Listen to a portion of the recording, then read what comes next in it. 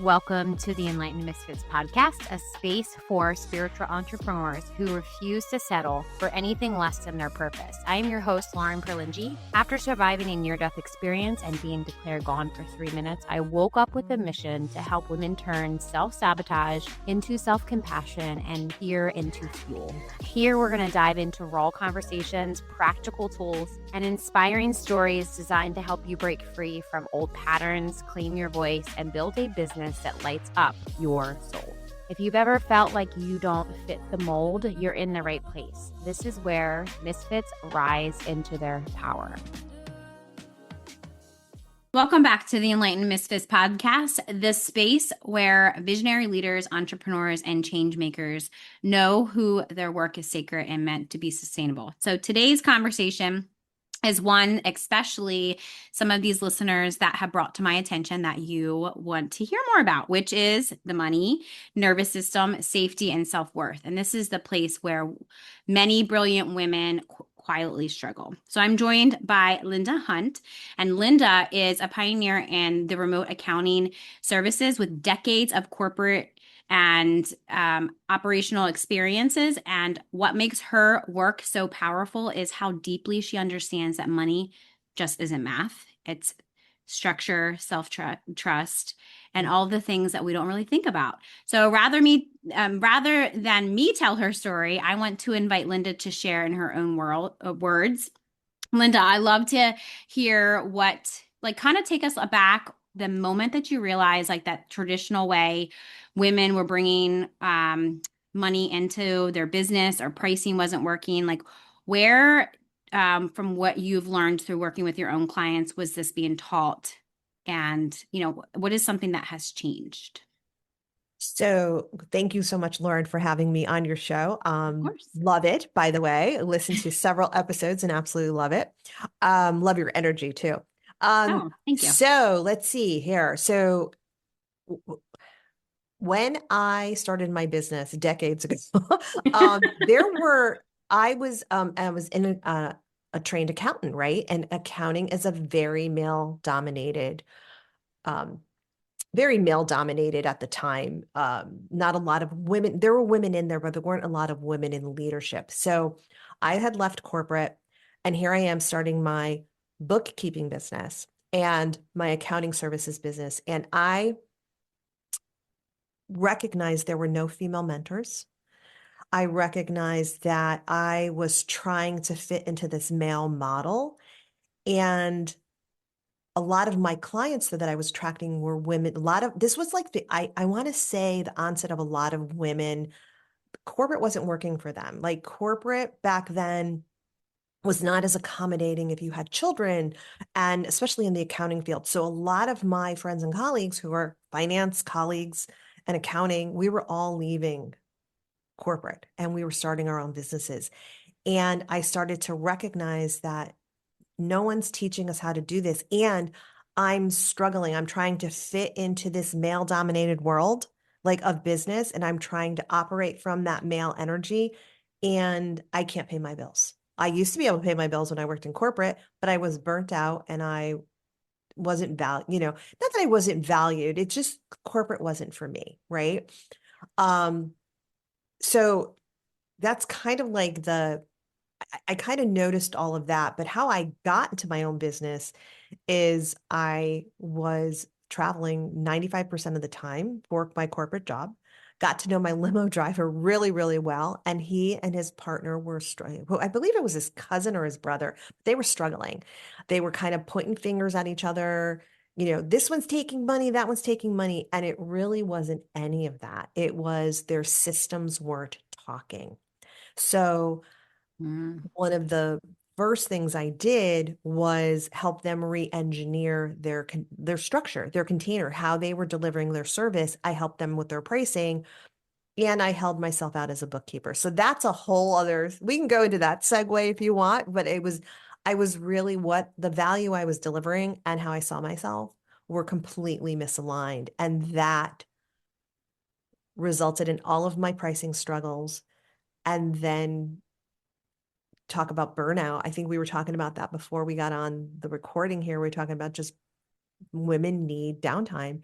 and I burnt out. I basically burnt myself out within like 12 to 14 months of starting my own business. So, yeah, there's a lot of layers there. I mean, I also knew deeply that I was meant to help other entrepreneurs, especially women, value themselves, value their self, value their self-worth. And when you become a business owner, you're meeting yourself, right? You're really, it's a journey of self-growth, and you really meet who you are, and you figure out what you have inside of you and what you can do. So Yeah. all the fun stuff. And I was going to say, and I love that because I think, when I started my business 5 years ago, nobody taught me any of that. And nobody even No, taught me any of about like the nervous system, no. like that I learned about a couple years ago. And I was like, damn, if somebody would have just told me, let's regulate your nervous system. Obviously, there's different layers, like you said, and it's like healing trauma and understanding self-worth. But I even to this day, I feel like there's always some type of self-worth. Like, because I constantly hear people say, oh, charge your worth. And I was like, well, Oh, that drives me insane. yeah.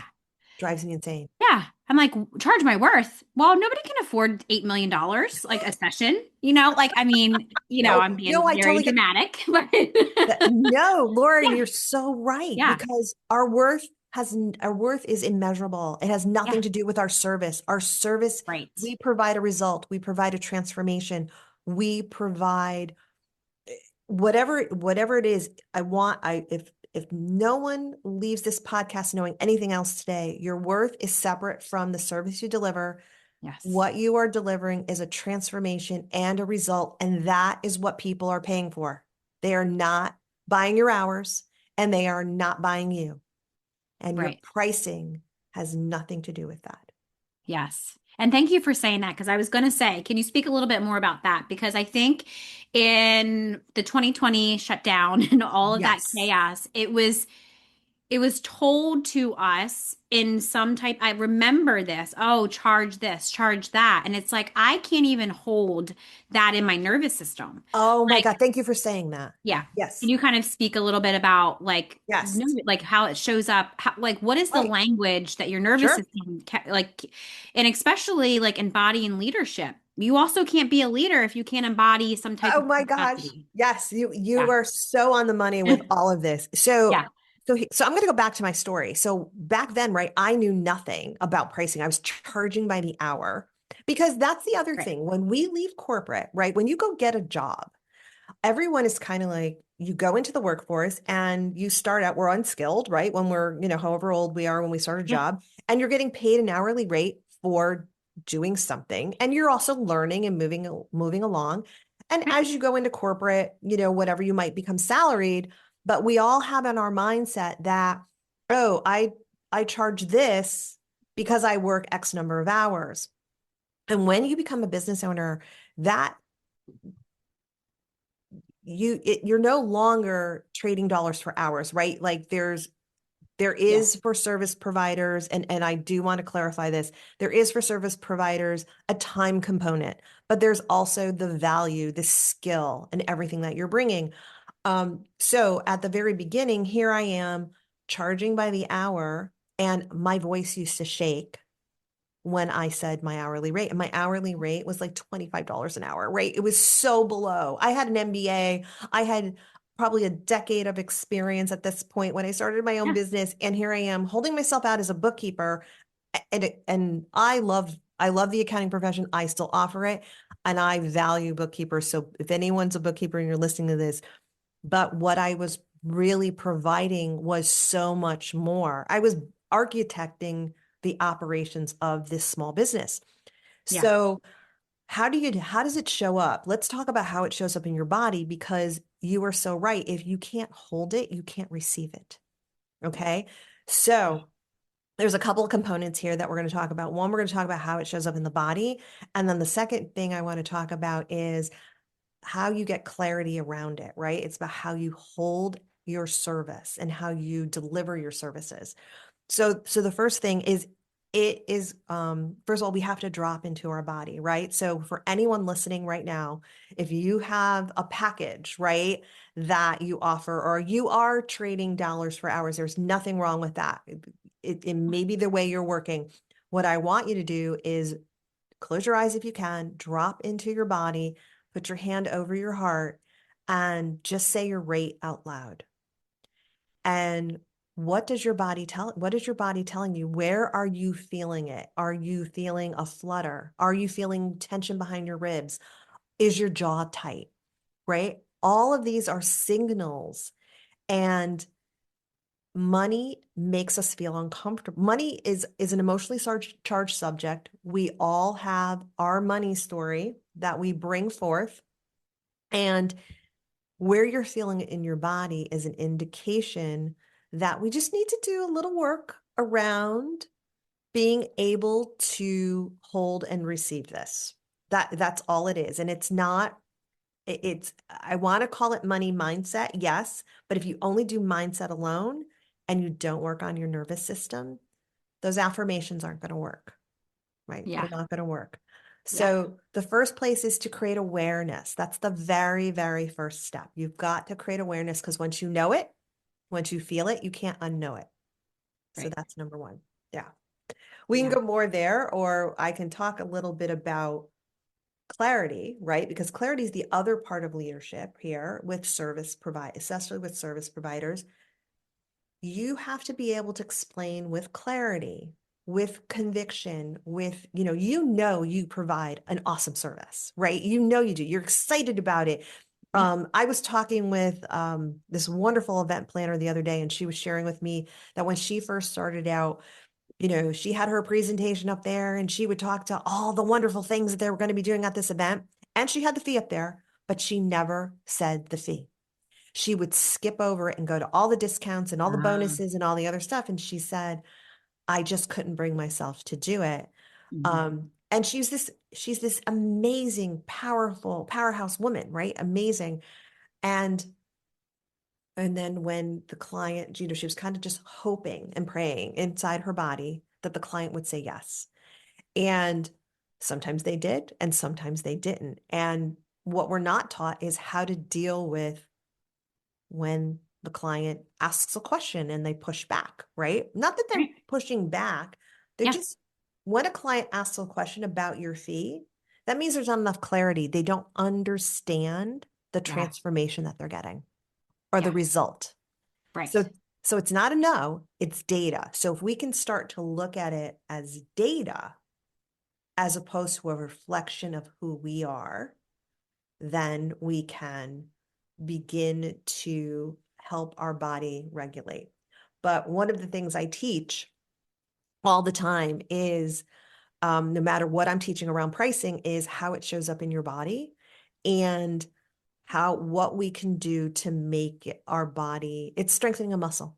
It's strengthening a muscle, and it's allowing us to, maybe we're not going to go into a conversation fearless, because I'm going to tell you, it took me Yeah.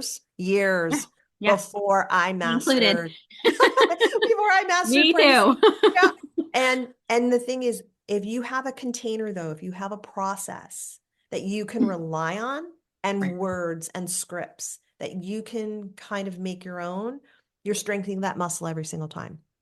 And leadership isn't comfort, right? Right. Leadership, we're talking about sovereignty here. We're not talking about leading, managing people. That's not what we're talking about. We're talking about setting the standards for your own business and holding those standards. That's sovereignty. That's leadership, self-leadership. Yeah. Yeah. I often think sometimes you speaking about that when like I have clients or like, old clients or like, just friends or like if I was a mentor to them at some point, in the last 5 years of me doing, my business, they're like, they always say to me, what would Lauren do? And I was like, you guys give me too much credit here. Like I'm just going through the motions of like what's working, what's not. And then I just literally share everything that I can with them. Obviously not overwhelming them, like where they are to see Sure. like what works. Because sometimes what works, I mean, I do a lot of astrology based stuff or like human design or gene keys because I'm using it's their energy. It's like, Yes. I'm helping them understand. But at the basics, regardless of all of that, regardless of what's going on in the universe, the world, whatever, it comes down to nervous system. Like when I hear them speak about I'm overwhelmed or, Yes. I'm this or that, and I'm like, okay, so I need to tell Why? them one thing, Hmm. like what is like the capacity because their nervous Yes. system is fried. So at this Yes. point, regardless of however much and I sometimes get to that point. Sure. However, it's like I can bring myself quicker out of that, of like Right. Because I'm you not have tools. overwhelmed. Yeah, I'm lying to myself. What's going on? What am I avoiding? Like, who do I need to ask for help? What Yes. podcast episode do I have to Yes. have? Usually Yes. it's like an episode on the podcast, like a conversation. It's like, oh, that's what I needed, Yep. like this conversation. But I feel like, it's like that invisible gap that people they keep thinking they want 10K months. They want this, they want the money, but it's like, but then you're over here saying you can't hold this or you can't receive this. Right. And Right. it's not bad. And I'm Not bad. noticing that structure, and like you talked about it a little bit earlier in the conversation, it's like that structure with support. It's like, what's your system? So I've started asking that question. Okay, well, I know my system. What's your system? Show Yeah. me your system. And there's no system. Yes. So Yep. then I'm Right. like, And oh, okay, well, let's start here. yes, exactly. And Yeah. pricing is a system. And Right. one of the things I teach, and I have this is a free training on my website. It's called the Perfect Pricing Formula. And I Okay. teach something called the minimum aligned price. And this is specifically for service providers. Okay. And what this is, it's a very, very simple formula, I promise you. But what this formula does is it gives you the baseline that if you charge below that, you cannot sustain your life or your business. So one of our stressors, especially when we're starting out in new business, right? And this, I lived this. Right. Um, I was basically paying clients to work for them because I'm charging $25 an hour. I'm Right. working more efficiently, I'm working faster, and I'm making less money, right? So I kind of Right. sat back and said, what is going on here? And this minimum aligned price concept was born. It's not rocket scientist, but basically it takes your desired salary plus your business expenses and it divides that by your available billable time. Okay. So we all have 2080 hours in a year, but we want to be able to take a paid vacation. We want to be able to take sick time. We want to be able to take holidays. So that needs to come off that 2080 hours. Then when you have a business, there is client facing time, right? That's billable, quote unquote, billable time. Even if you're not charging by the hour, that's billable time.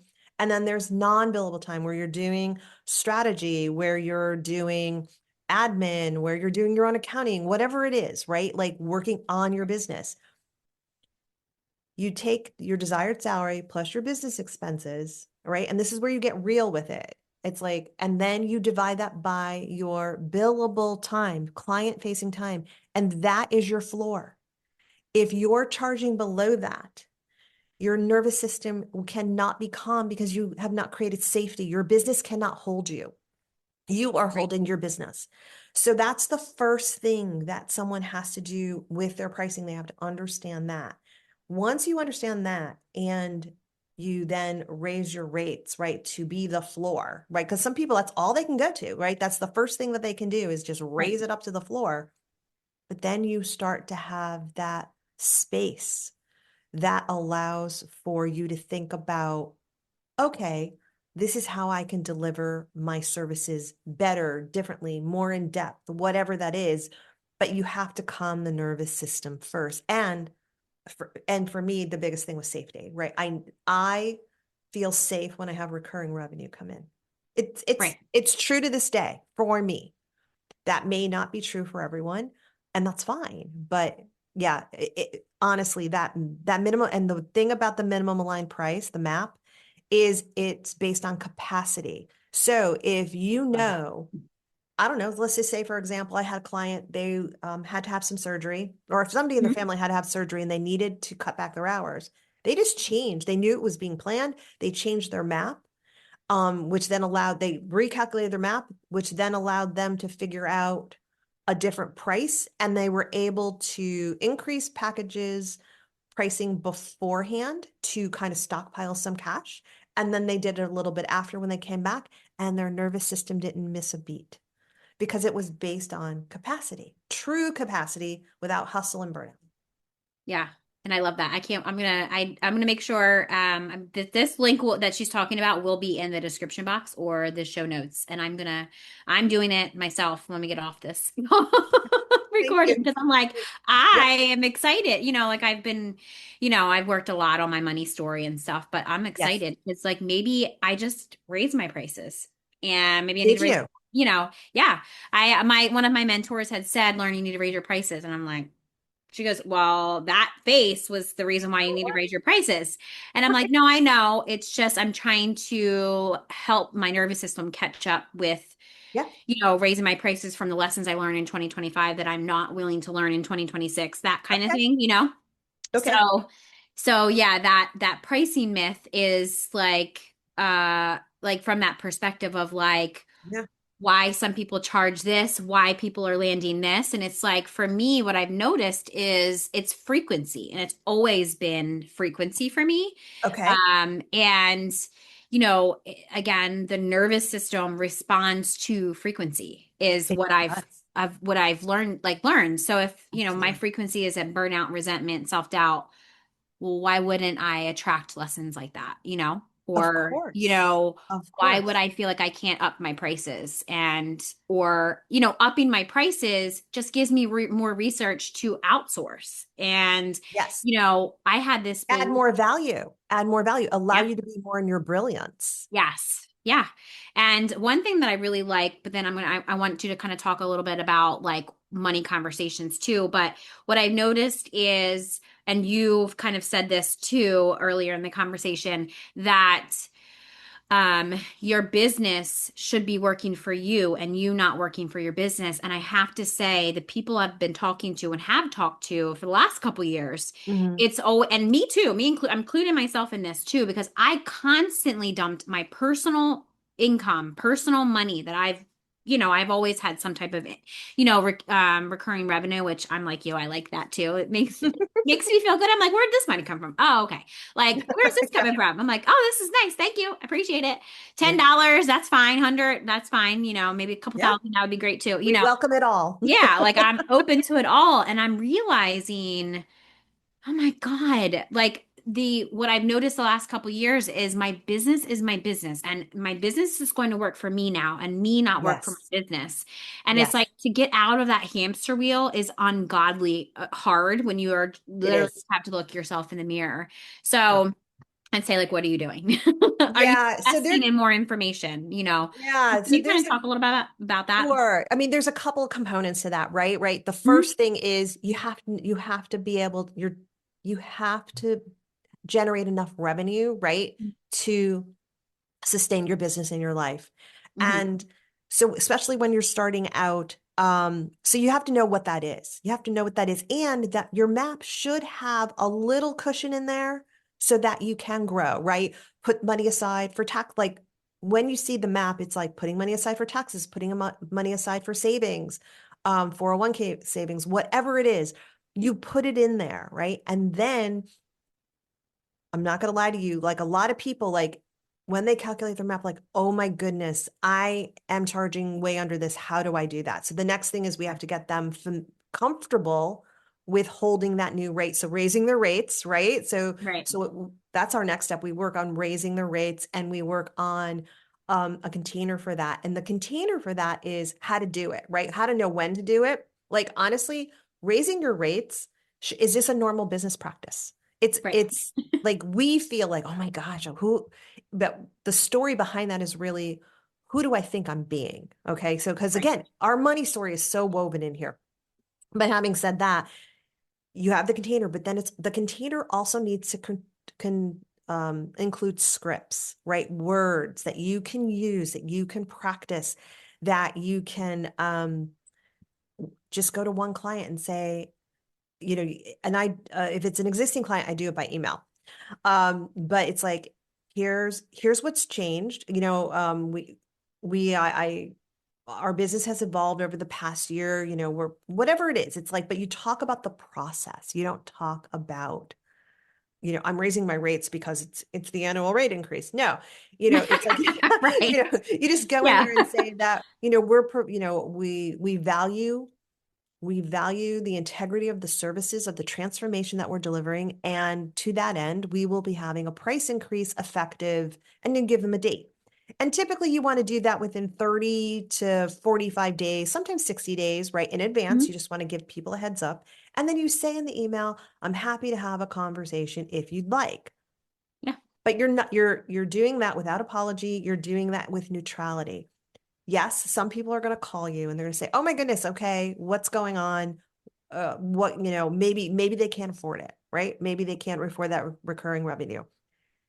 Then we go back to our script of, okay, so let's take a, and you come from it to it from solution providing. You say to me, Right. okay, so if that's outside your budget, let's take a look at scope.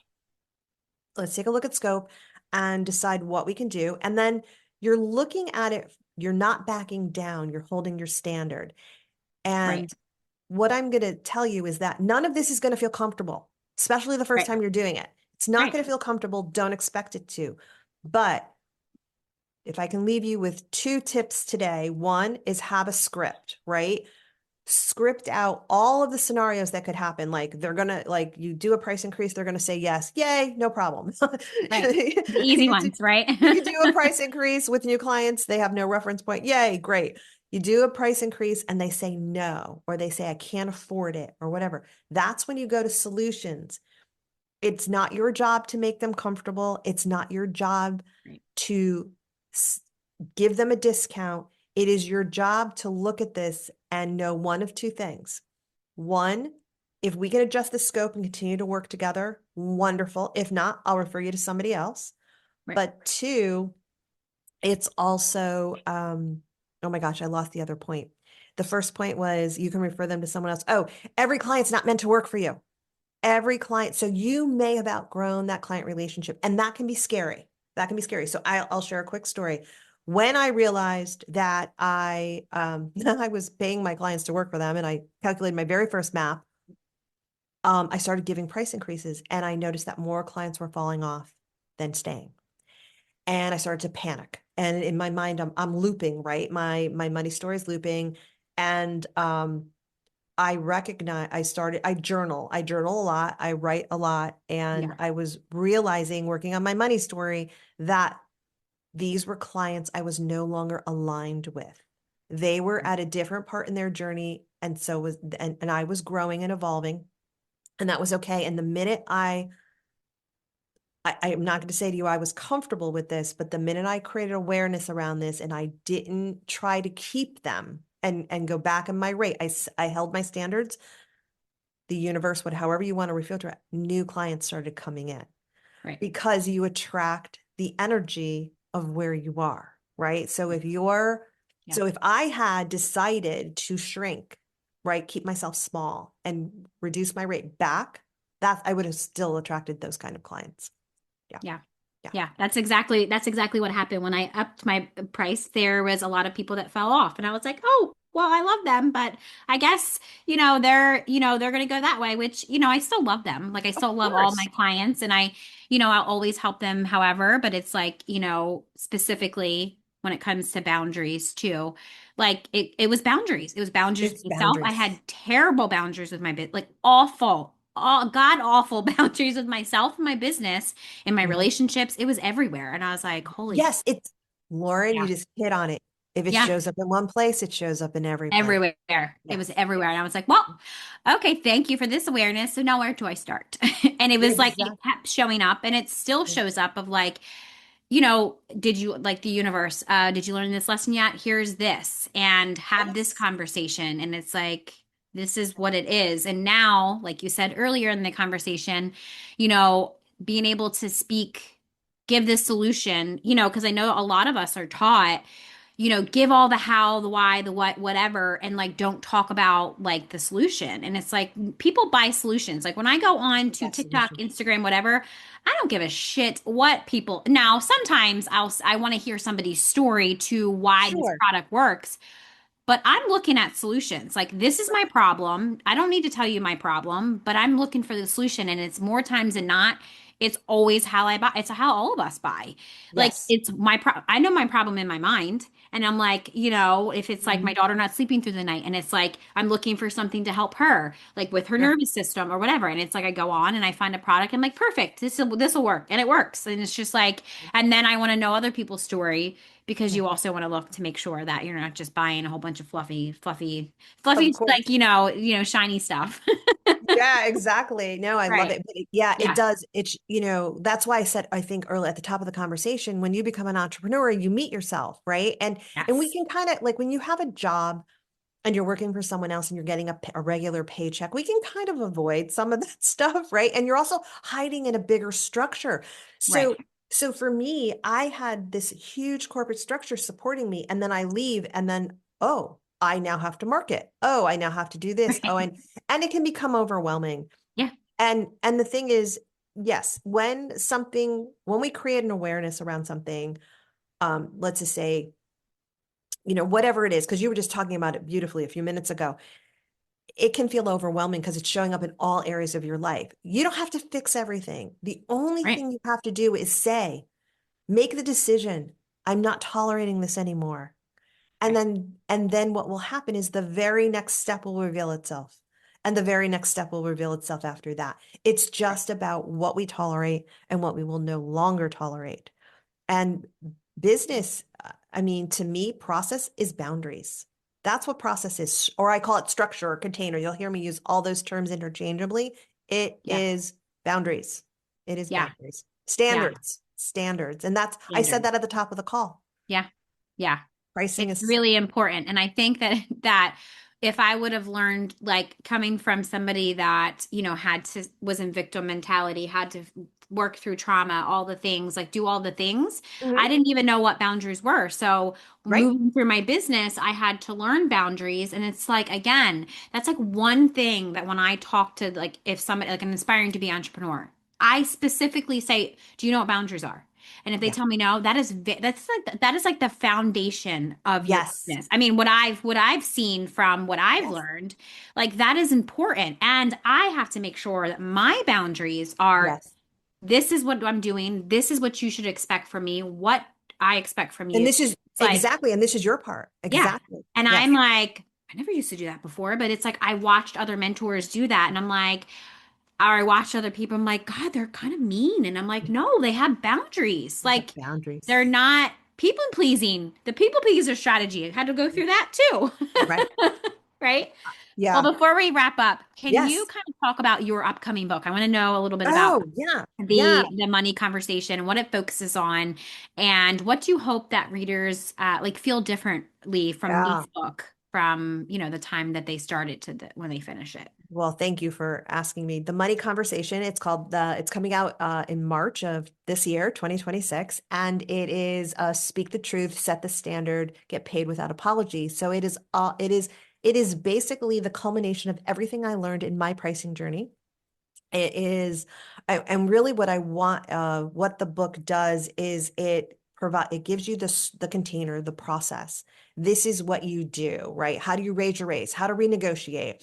Getting paid as a system, kind of taking all of the emotional buzz out of this emotionally charged topic, right? Pricing, Right. and giving you structure and then giving you scripts. And then I also talk a lot to the underlying belief, right? The underlying money belief that's driving that. And money beliefs are usually the result of, you said people pleaser. I can so relate to that. But it's things we learned in childhood, right? It's like trauma doesn't have to be something big and dramatic, and we've all had trauma, and how we show up in life is learned at a very young age. Yeah. And so, and for me, all of this showed up predominantly through money. Like I learned my lessons through money. Some people learn them through Me too. relationships. Yeah. I think I've So learned them through money, relationships, any any possible possible way. lesson. Yeah. Yes. My Yes. my predominant way was money though.